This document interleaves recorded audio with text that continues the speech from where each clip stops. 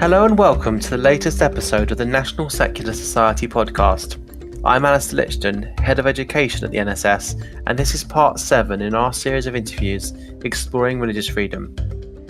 A few weeks ago, I spoke with Geoffrey Robertson QC. Geoffrey will tell you about his work, so I won't do too much of an introduction. I am, however, excited to announce that he will be presenting the Secularist of the Year Award at our upcoming conference, Secularism 2019. There will be links in the show notes, and I'll be back at the end of the episode with more details. Enjoy. Geoffrey Robertson, welcome to the NSS podcast. Thank you. Would you like to start by introducing yourself to the audience? Well, I'm Geoffrey Robertson QC. My life is an open book. It's called Rather His Own Man. It's just been published in court with Tyrants, Tarts and Troublemakers. So if you want to know about me, read my autobiography. That's great. We'll have a link to that in the show notes. What does religious freedom mean to you? It means the right of every person to, if they're so minded, if they want consolation from some superstition or other, to embrace that. There are some confusions because human rights treaties sometimes talk about not only holding beliefs and but also practicing them, and some practices are simply not on in human rights terms because they have to be balanced against the rights of others. You can believe what you like. You can believe in Rastafarianism or Scientology or Methodism or whatever, but if the practices of that religion impinge on the rights of others, then there are lines to be drawn. Religious freedom doesn't mean all those fanatical Pakistani Muslims chanting for the death of a poor Christian woman. We saw that obscene spectacle last year. That's not what religious freedom means. What first drew you to human rights advocacy? I grew up in Australia, where in the 50s and 60s, where the churches were very strong and very repressive. It was a very repressive society, particularly a racist society. They had what they called a white Australia policy. They didn't allow any non-whites into the country. They had a system, they didn't include Aboriginal people, the indigenous people, as Australians. They couldn't vote. They couldn't be counted in the census. It was a stupid and brutal country, particularly because of the policies of the churches. And when I started to practice law, I started to become interested in the way the court system was discriminating against Aborigines. Some of them were being prosecuted and convicted of crimes they didn't commit.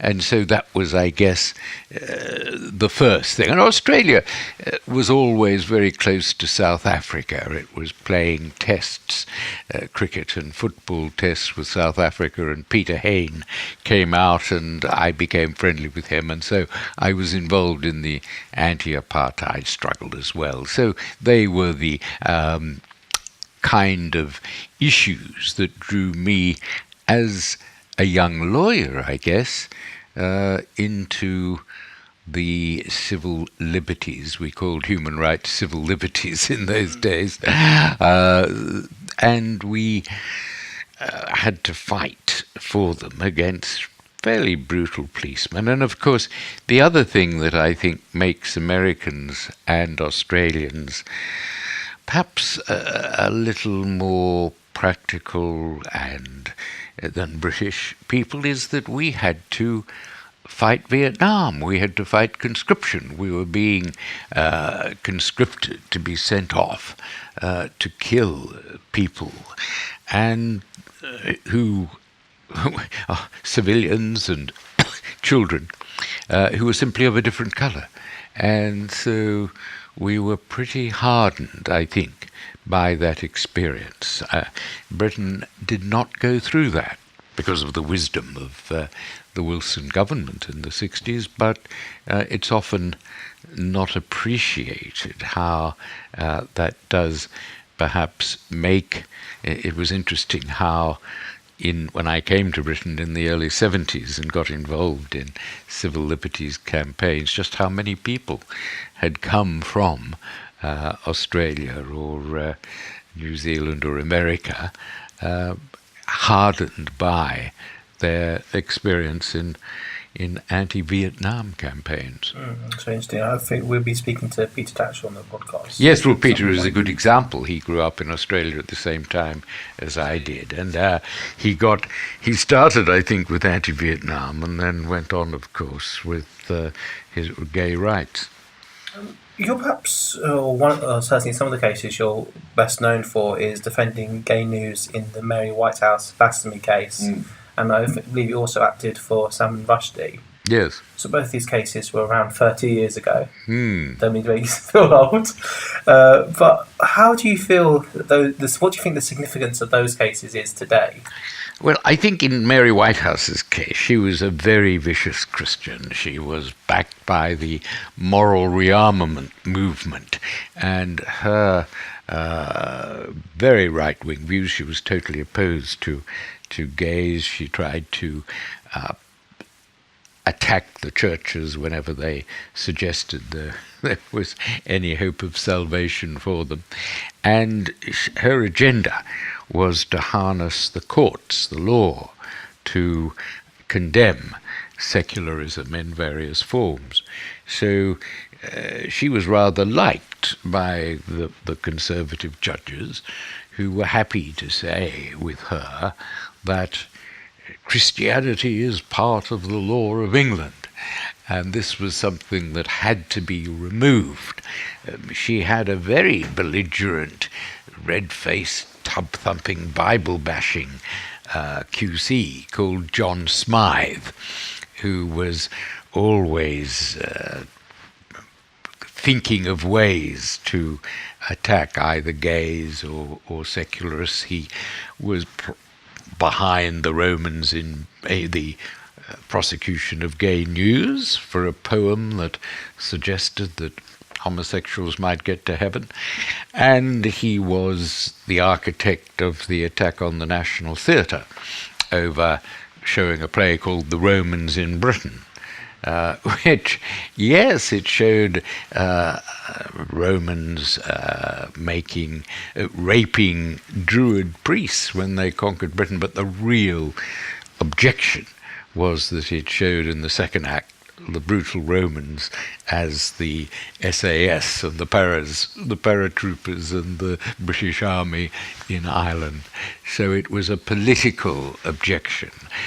She was very right-wing, as well as being overly Christian and fanatically Christian, and trying to use the law in a courtroom crusade against the permissive society, which was led by John Smythe, who, as we now know, was himself a brutal sadist who was allowed to pick up kids from a nearby public school and take them to his shed, and his potting shed, and then cane them for masturbating. This was the sort of secret mentality, and he was called in by a very stupid headmaster and told that he wouldn't be reported to police if he left the country. And he left for South Africa, where he continued his extremely sadistic bent. And there were the police investigation only came out when a couple of his victims, years later, revealed it. And, of course, they recommended his prosecution, but he died before retribution in the courts could be achieved. But that is, I suppose, an example of extreme hypocrisy. But he was the persecutor of gays and secularists in the late 70s, and the importance of stopping them. And they were stopped at the Romans in Britain. We managed to destroy Mrs. Whitehouse and her private prosecutions. I remember her when the case fell apart, was thrown out. She sat huddled in the back of the court with having financed this expensive prosecution, and near to tears. She was enraged. She was fundamentally wrong in thinking that her particular religion, could be enforced through the law, through, in that case, the common law. So it was very important to stop her in her tracks, which we finally did. But the Salman Rushdie case was quite different. It was a case of international religious terrorism. The Ayatollah Khomeini put £3 million down for someone to come and assassinate Salman. And he went into hiding, of course. He hid in my attic for a while. He was a friend. Not still there, is he? No, he's now courageously going about town usually being New York, quite openly, although the bounty is still on his head. But back on Valentine's Day 1989, when the fatwa was issued, he went into hiding, and the Muslim groups who protested, burnt the book, behaved absurdly given its contents, wanted to flush him out of hiding. They served a writ. There was 17 Muslim barristers brought an action for sedition and for blasphemy against him. And I acted for him. It was a good occasion to set out the evidence. And of course, when you looked at and analysed the satanic verses, it isn't blasphemous in any conception of blasphemy. But these people had been so keyed up. I don't think any of them had actually read the book, any of the protesters, and there they were burning it, and in some protests a number of people were killed because hyped up. And so I think the action brought against him, it was important in ending prosecutions for sedition, which was a stupid old law that was still around, and the court ruled that it couldn't be brought unless there was violence. And it was important in ending blasphemy, because it ruled that blasphemy didn't apply to religions other than Christianity, or in fact to attacks on other than the established Church of England. So it couldn't stay. We had to abolish the blasphemy laws because we couldn't have this discriminatory criminal offence. So it helped in the path, in the progress towards a secular society. At the end of the day, Christianity was no longer part of the law of England, and we had we didn't have crimes that could be used against secularists or gays. Would you agree that there's a bit of an echo of that dynamic today, that if we look at the threats to religious freedom, you have on the one hand physical violence, international terrorism, international authoritarian regimes physically oppressing, and then you have people pursuing a legal strategy to undermine rights or to assert through legal strategy a right to discriminate? Well, I think there are still groups of Christians, of course, particularly, but also other religions. Jewish religion has now, the churches of Christianity, the temples, the Muslim groups look to the law, but increasingly, interestingly and ironically, they're starting to look to human rights law, because they do have rights. And a number of cases are exploring just where the line is drawn. We have, for example, the bakers who refused to ice a cake for a gay marriage and things like that. These issues need to be sorted out, and so tentatively, case by case, we try to develop it. I mean, in this country, we seem to be relaxed about women who wear hijabs, although that's, for my money, indicative of the extent to which they're oppressed and is insulting. But any sort of ban on it would not pass the test. Well, in France, they've banned it. I would certainly not allow a woman wearing a veil to give evidence in court when I was a judge. But whether they should be allowed to cover up in public is a matter that needs to be considered. There are arguments on both sides. And so we are seeing, in a sense, the religious groups coming in to argue their case, but on human rights law terms.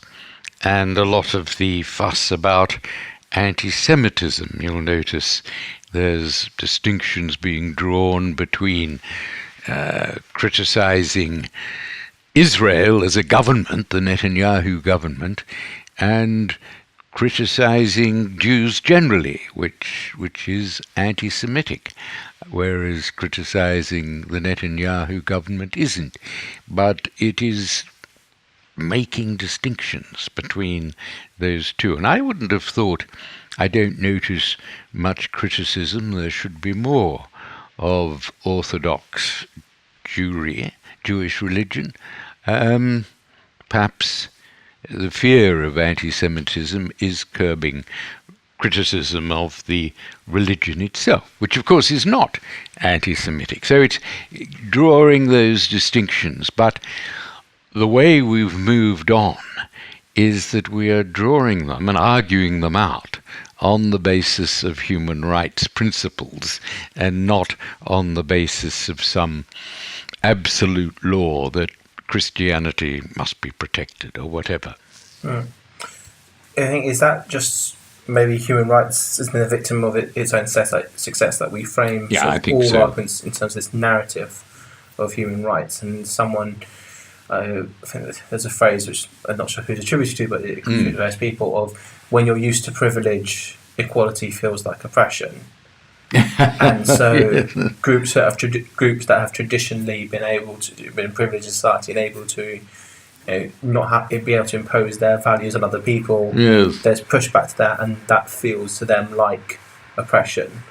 I think that's an interesting point, but if I were a committed Christian, I would feel very lost today if I had experienced the law and the establishment in the days when Mary Whitehouse ruled it, and that was in the late 70s and early 80s.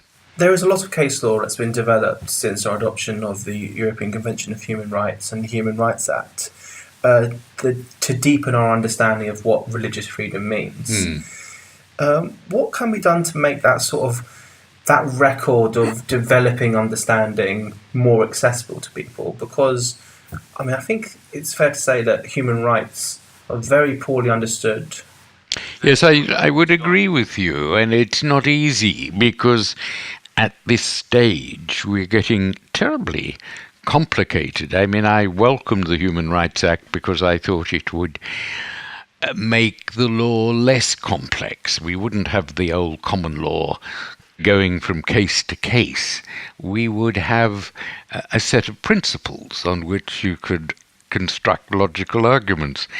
But because it's got caught up in discrimination law, and it's complicated to decide between direct and indirect discrimination and so on and so forth, it has got a bit too technical. And while we're going through this process, the Human Rights Act has only been operating for less than 20 years. And we're going through this process of getting precedents, of sorting out what the law requires in particular cases. And so that takes some time. And I could go on about the need for better law reporting, the need for actually teaching kids at school human rights, starting from there, telling them what this basis of our law is all about, and inviting them to develop or refine it themselves. So, it is a problem with all law, and a pity that it's still a problem with human rights, because that depends on everyone knowing their rights and being able to understand it. Yeah. Well, I'll give you sort of an example of something that comes up quite a lot. We tend to see these cases that we sort of, in the office, we rather derisively refer to them as fired for praying at work cases. Oh, yes. And I can't think of the exact example off the top of my head, but it's someone's in some position of power, a nurse, a teacher, and it comes out, and this is driven by these conservative, predominantly conservative Christian religious groups, and you see a lot. This story comes out. This person has been fired for praying at work, and obviously, if someone was fired just for being a Christian, that would be a terrible form of persecution, which we would as secularists never tolerate. But it comes out. It gets a very sympathetic hearing in certain areas of the press, and then months or years later, it actually comes to an employment tribunal where the case just. Case is thrown out because obviously, yes, you can be whatever religion you like, so long as you don't ram it down other people's throats, and so long as your practice of it does not impinge on the rights of other people, whether your employer or your fellow workers. But what I'm saying is the coverage of this is the actual employment tribunal case, and this is what actually happened, is just not comparable to the coverage of this person sounding sympathetic. I was just fired just for. I was just saying what my Christian views on marriage were. Yeah, that gets a huge coverage. Infuriating everyone else and insulting everyone else, and assuming or saying that being gay was a crime, and so on. Yes, of course, these people. I suppose they do get more sympathetic coverage, but then again, sometimes you've got to admit the rights of Christians are infringed by, I don't mind if a BA stewardess leans over to serve me my drink and her crucifix drops down, as long as it doesn't drop in my coffee.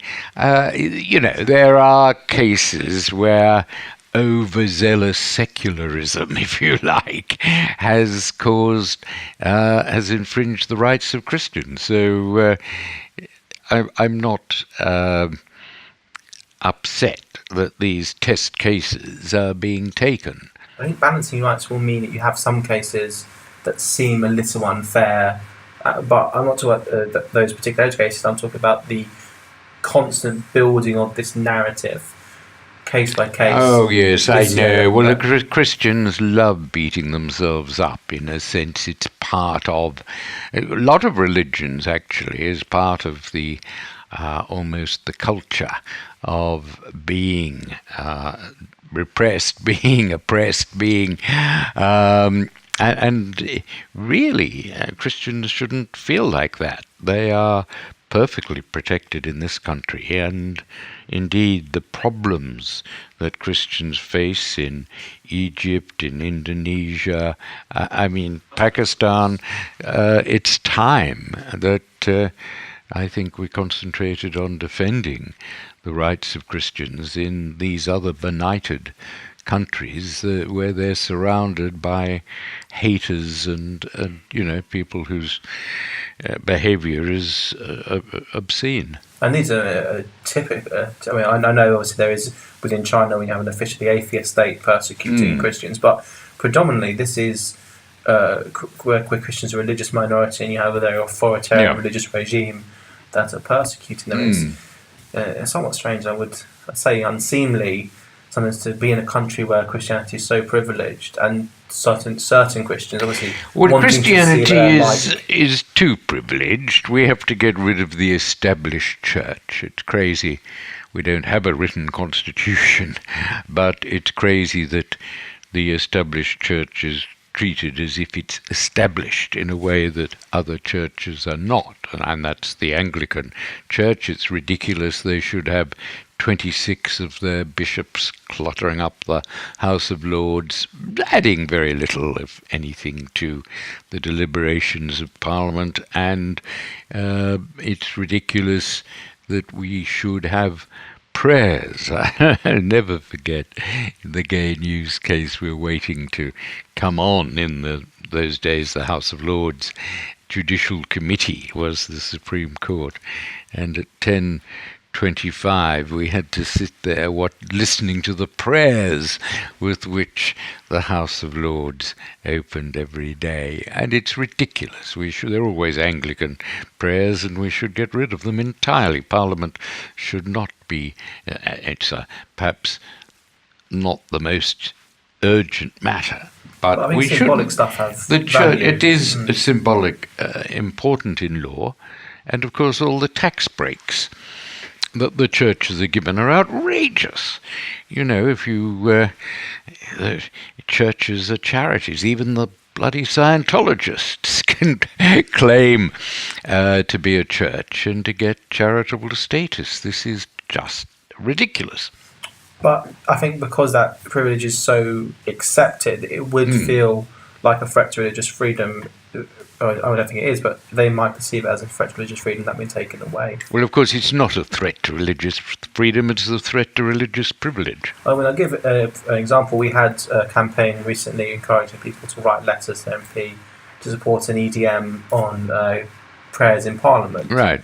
And this was compared in some quarters to, the scenes you see in China of the state bulldozing churches, and the scenes you see in Saudi Arabia, the religious police breaking up prayer groups in private homes. Yes.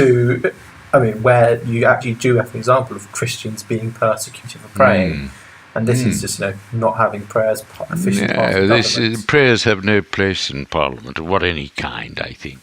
What do you think the biggest threats to freedom of and from religion are today?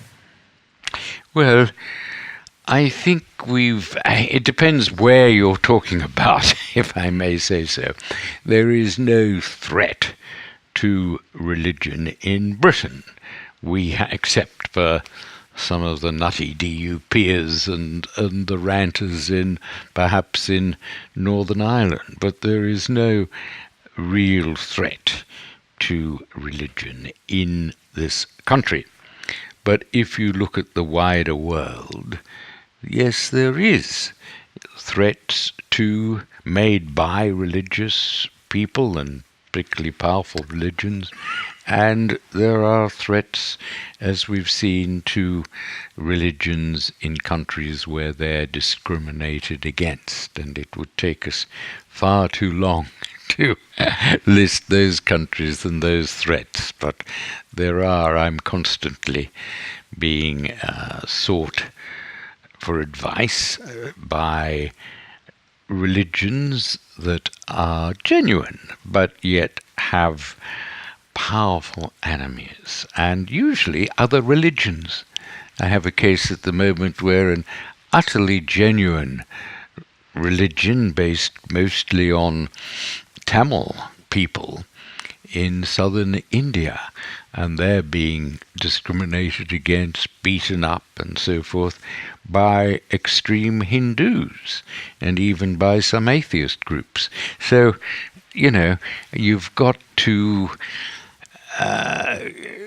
accept that in the world we have terrible examples of religious hatreds. This is why we have a law against genocide and treat genocide as the worst crime, because that is a crime where religious hatred usually springs out into mass murder.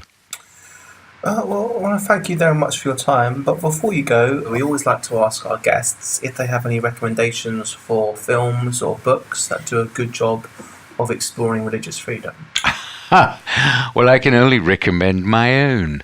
If you want to read about fighting militant, mad Christians and Mary Whitehouse and so on, read my book. Either Rather His Own Man or the earlier one actually has a lot on the gay news trial. It was called The Justice Game. But in that, in so far as the Catholic Church is concerned, which is a real problem. Why do they have statehood? Why does this funny little enclave in Rome claim to be a state when no one is born in it except by accident? And why should we allow the Catholic Church to get away with what I say is a crime against humanity, the mass abuse, the abusing of tens of thousands, if not hundreds of thousands, of mainly young boys? Read The Case of the Pope. That puts the case against the Vatican, at least, as a case of crime. I suppose films on that subject, there's rather a good one called Mea Magna Culpa. I think that's a documentary about how priests buggered small boys, deaf boys, so it was really outrageous, and how they were finally brought to justice. And there, of course, there's the film Spotlight, which... but these Hollywood films irritate me because they make heroes out of journalists. And journalists, who I've spent much of my life defending, are a pretty miserable lot. And they only do their job of exposing abusers, usually when they're tipped off by lawyers or by courageous victims. So I see Spotlight in that category as a hagiography of journalists who don't really deserve it. They didn't expose the situation of paedophile priests in Boston until they'd done a lot of abusing, and it was really the lawyers and the courageous victims who came forward. However, that's a personal complaint. And you can read our review of Spotlight at secularism.org.uk/reviews. Geoffrey, thank you so much for your time. Thank you very much. I hope you enjoyed that discussion and found it as informative as I did.